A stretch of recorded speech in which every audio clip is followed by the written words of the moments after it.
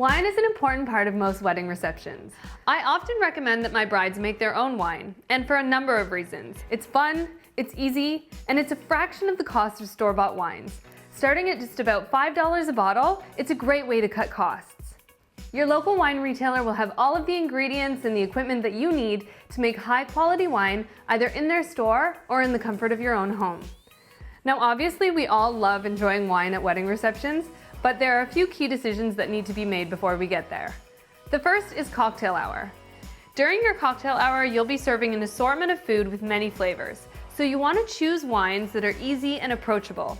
I often recommend choosing a Pinot Grigio and a Pinot Noir for your cocktail hour. Once your guests have taken their seats for dinner, you'll need to consider your service options. There are two: self-service and tableside service. Self-service is when there's a bottle of red and white at the table, and guests can top up their glass whenever they see fit. Tableside service is when your servers go around to the tables at intervals during dinner and offer wine to your guests. This is a little bit more elegant and usually results in less wasted wine.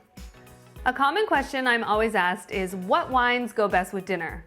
Well, no matter what type, you want to make sure you have a red and a white option.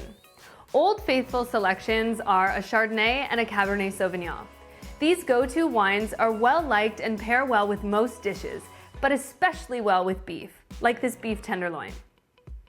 If you want to do something a little bit different and you're considering serving chicken, then I recommend a Pinot Noir, which would pair especially well with this beautiful herb-encrusted chicken breast.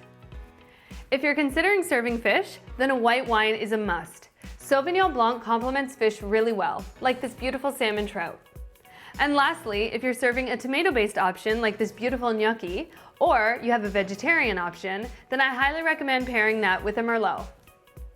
Ultimately, it's your wedding, so if you love Shiraz or Riesling, then follow your heart and do what you love. Your local winemaking retailer will also be able to help you with some insightful pairing suggestions. Now, a lot of my clients ask me, how much wine do I need for my wedding? Well, I usually recommend budgeting for about 2 to 3 glasses of wine per person, and it's important to have both a red and a white option. For an average size wedding of about 150 guests, you'll need 2 wine kits, 1 red and 1 white, which is about 60 bottles of wine. It also doesn't hurt to make extra for a bit of an insurance policy, because the worst thing ever would be to run out of wine at your wedding.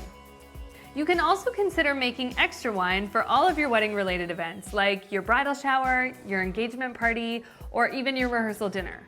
Once all of these things are considered, the only thing left to do is enjoy the wine that you made. Cheers.